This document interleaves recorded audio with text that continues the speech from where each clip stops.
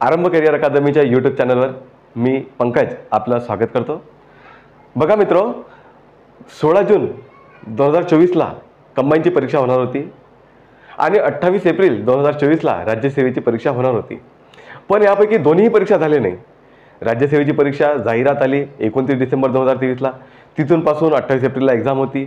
परत continue exam 3-4 वेळा 4-5 वेळा पुढे गेली आणि जी जाहिरात यायला पाहिजे होती जानेवारी फेब्रुवारी महिन्यामध्ये, ती जाहिरात अजून आली नाही आणि 16 जूनचा अपेक्षित असलेला पेपर त्यामुळे होणार कधी, हा संभ्रम आपल्या मुलांच्या मनात आहे। कारण आपल्याला एका ठिकाणी दिसते की राज्यसेवेला मुलं फॉर्म भरतात, पेपरला जातात, पण मॅक्झिमम जो MPSCचा क्राऊड आहे तो कंबाईनच्या तयारीसाठी असतो।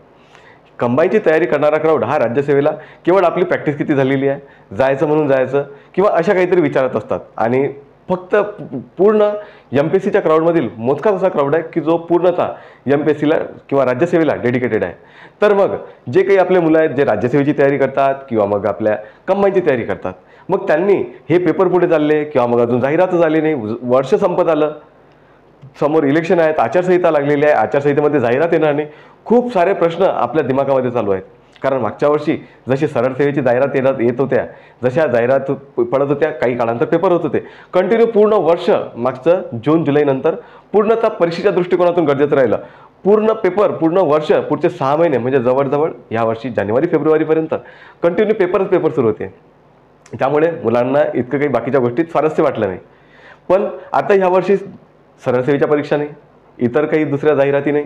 मग आपलं जे टार्गेट असते, जसं मागच्या वर्षी कंबाईनसाठी आयोगाने 7100 पदाची जाहिरात काढली होती, तशी यावर्षी किती मोठी जाहिरात येणार, निवडणुकांचं वर्ष आहे आणि ती जाहिरातच अजून आली नाही, यामुळे मुलांच्या मनामध्ये संभ्रमावस्था आहे आणि अभ्यासापासून हे मुलं थोडेसे दूर जात आहे, कन्फ्युजन वाढत आहे, अभ्यास व्यवस्थित होत नाही, सतत वय वाढत आहे, अभ्यास कमी होत आहे किंवा मग आपला जो शेड्यूल आहे तो शेड्यूल फॉलो होत नाही। आपण आपल्या जे ध्येय आहे त्याच्यापासून डगमगत जाता, घरचं प्रेशर, पैशाचं प्रेशर, खूप साऱ्या समस्यांना आपण ॲट अ टाईम सामोरं जाता। तर माझ्या मित्रांना माझं एकच सांगणं आहे की मित्रो, अजिबात हताश होऊ नका, खचून जाऊ नका। आयोगाची जी शेड्यूल आहे तो शेड्यूल जरी मागे पुढे होत असला तरी आयोग जाहिरात काढतो म्हणजे काढतोच आणि परीक्षा होतात म्हणजे होतात। आणि आपण पाहिलेलं आहे की आयोग नेहमीच, म्हणजे काही जे लोक असतात, काही जे समाज कार्यामध्ये पुढे असतात, ते MPSCच्या बाबतीत पुढे येतात आणि ते आयोगाला विनंती करतात किंवा मग इतर कोणत्या माध्यमातून, किंवा आयोग स्वतःसुद्धा असे निर्णय घेत असतो की मुलांना वय वाढून देतं। पण मित्रो, आपलं जे नुकसान होत आहे हे भरून निघत नाही। तर मग मला असं वाटते की आपण जे अभ्यासाचं नुकसान आहे ते भरून काढण्याचं कामच पडू नये। कारण या पूर्ण प्रोसेसमध्ये जरी आपण संभ्रमावस्थेत असले, कन्फ्युज्ड असले, तरी आपण स्वतःला मेंटेन ठेवलं पाहिजे आणि आपल्या अभ्यासावरून आपला फोकस हलता कामा नये। मित्रो, आजचा व्हिडिओ ठेवण्याची मी खूप मोठं इंट्रोडक्शन दिलं, कारण सर्वांच्या मनात हे सर्व प्रश्न घर करून आहेत।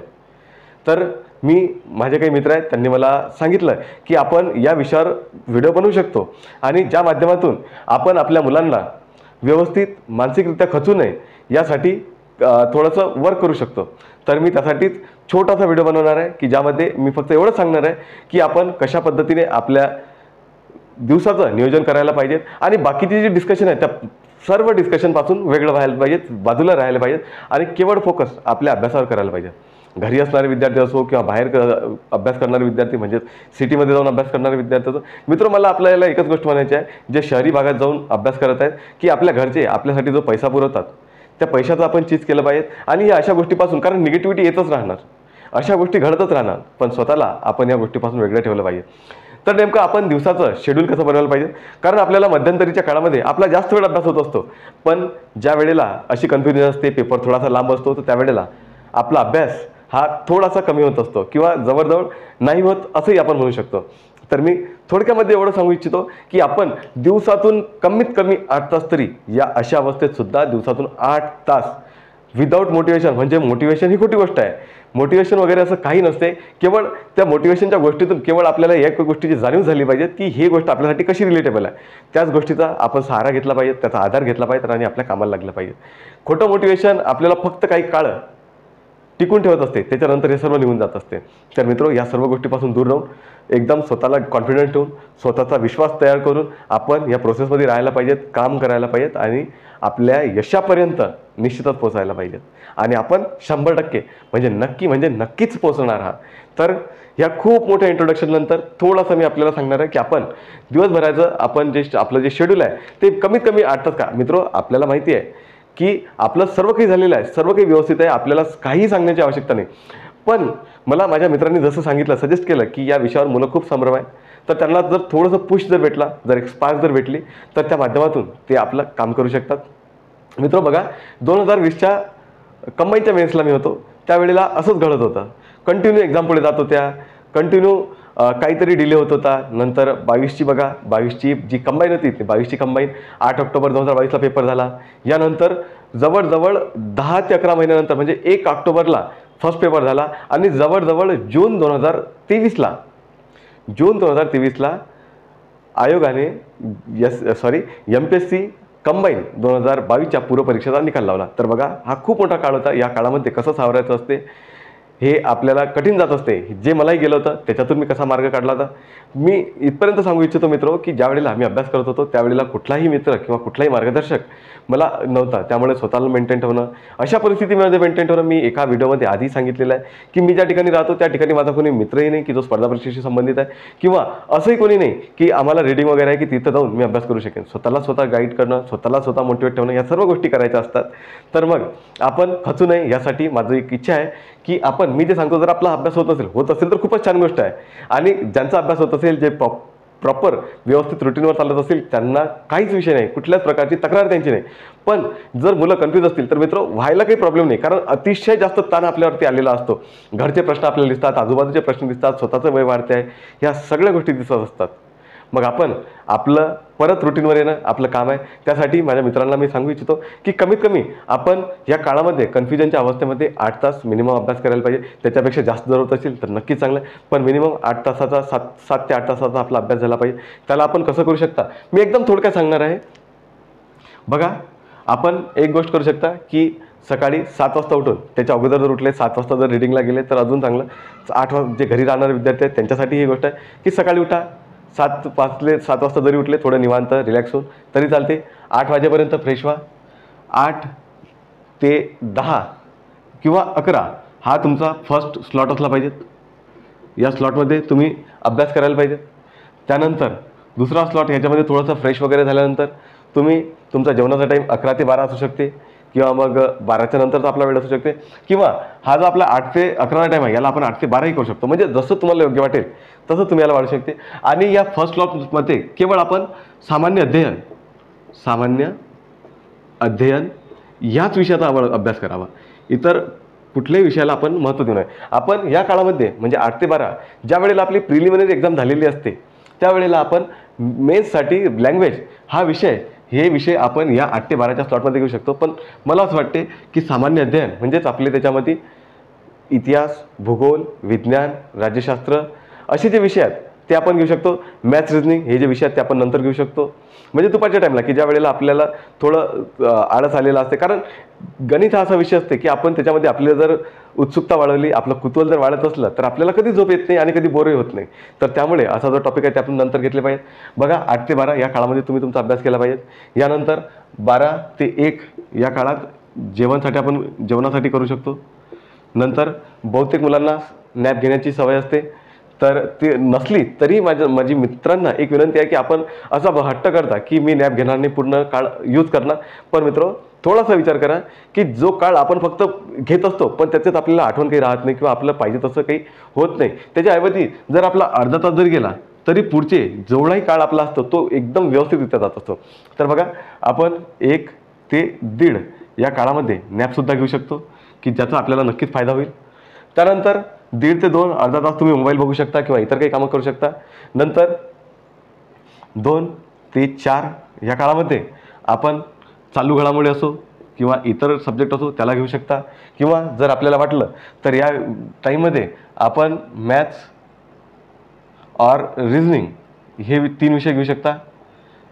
त्यानंतर आपल्या 1 तासाचा चहाचा ब्रेक असो किंवा मग काही असो, अर्धा तास जरी भरपूर झाला, पण आपण जर आता या काळामध्ये, कारण पेपरचा जर शेड्यूल असला तर आपलं सर्व सुरळीत व्यवस्थित चालू असते.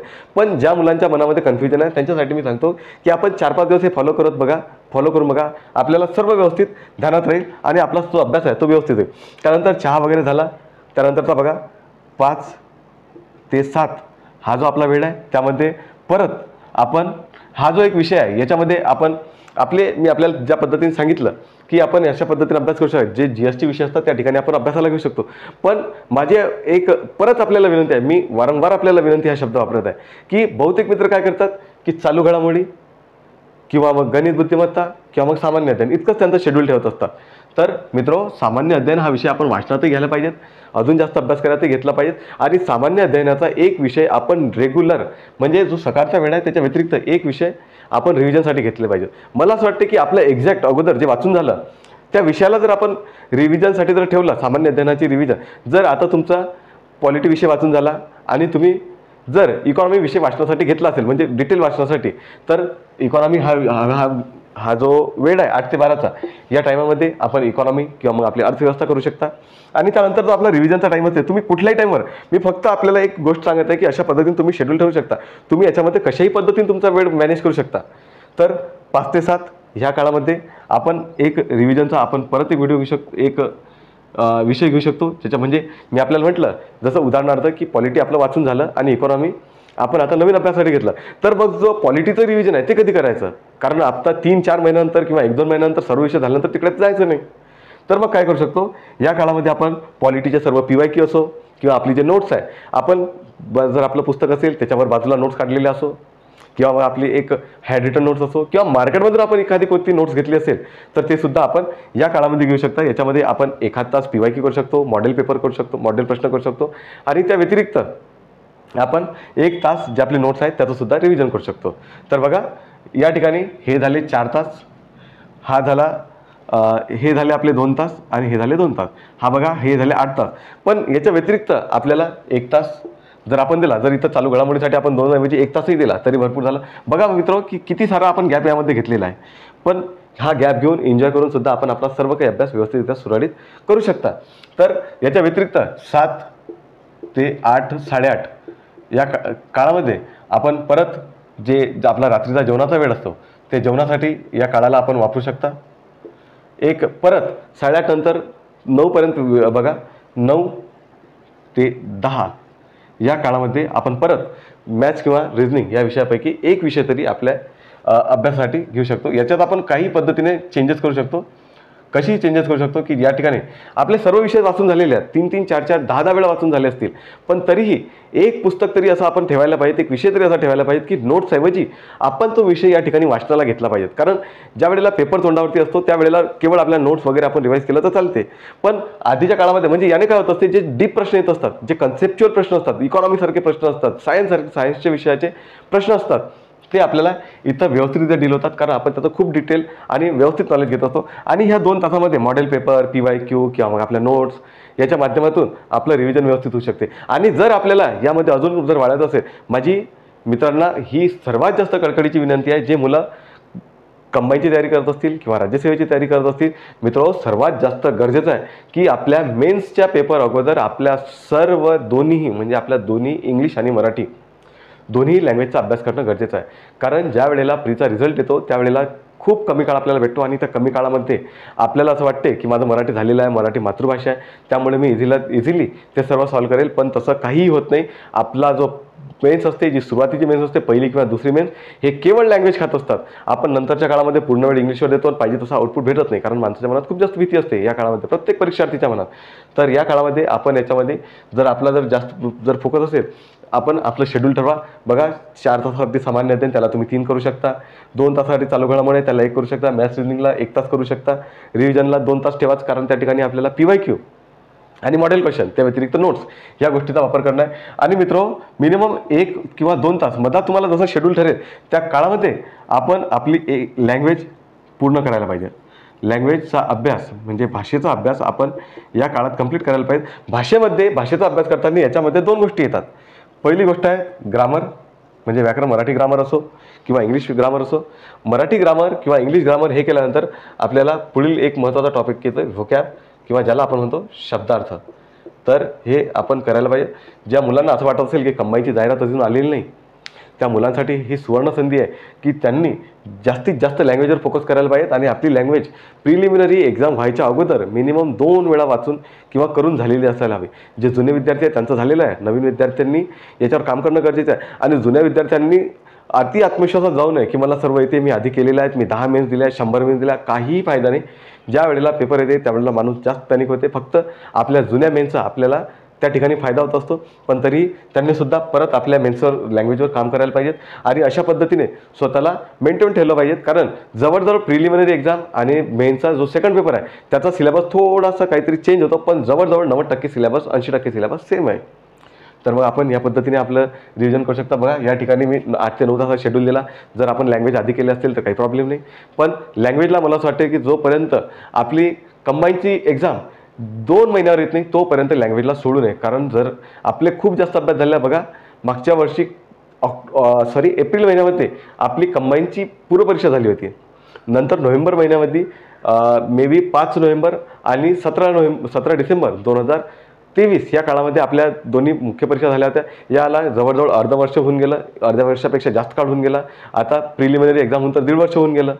मग जे मेन्सला बसले नाही किंवा मग काही विद्यार्थी असे आहेत की ज्यांनी मेन्स दिल्या, आता या काळात तर कोणती मेन्स झाली नाही, तर मग आपण कंबाईनचं कशा पद्धतीने फोकस करू शकतो, तर परत आपण लँग्वेज 2 तास करायला पाहिजे आणि अशा पद्धतीने आपलं शेड्यूल ठेवायला पाहिजे. आणि मित्र, आपल्याला जरी वाटत असलं की आपला खूप जास्त अभ्यास झाला आहे, आपलं टार्गेट हे 70+ मार्क्सचं प्रिलिमिनरी एक्झाममध्ये असायला हवं आणि हे 70+ मार्क्स आपण कसे आणू शकतो त्यासाठी आपण काम करायला पाहिजेत. आणि ज्या ठिकाणी कन्सेप्च्युअल प्रश्न किंवा इतर जो डेटा येत असतो तो आपण या जो सुरुवातीचा काळ असतो, सकाळचा काळ असतो, यामध्ये आपण करू शकता आणि त्याच काळामध्ये आपण त्याचा जास्तीत जास्त वापर करू शकता. मित्रो, हा व्हिडिओ मला छोटा ठेवायचा होता, पण मित्रांच्या मनात खूप जास्त संभ्रम आहे, कन्फ्युजन आहे.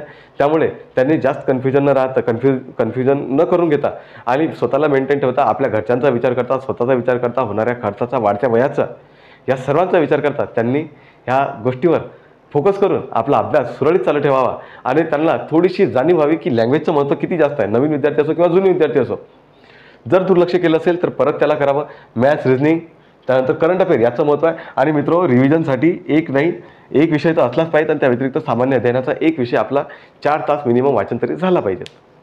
तर या ठिकाणी मी आपला वेळ घेतला, पण मला असं वाटते की हे सर्व गरजेचं होतं. आपल्याला बोर जरी झालं असेल तरी मित्रो, आपल्याला काय अपेक्षित आहे याच्यापेक्षा आयोगाला काय अपेक्षित आहे, आयोगाची काय गरज आहे, आयोगाची काय डिमांड आहे, या सगळ्या गोष्टीचा सरासर विचार करून आपण आपल्या पदाला गवसणी घालू शकता, आपलं पद मिळू शकता, आपल्या घरच्यांच्या इच्छा पूर्ण करू शकता, स्वप्न पूर्ण करू शकता. तर ते झालं पाहिजे, ते आपण केलं पाहिजेत. यानंतर मी आपल्याला विनंती करतो की आमचं आरंभ करिअर अकादमी हे जे यूट्यूब चॅनल आहे त्याला आपण सबस्क्राईब करावं.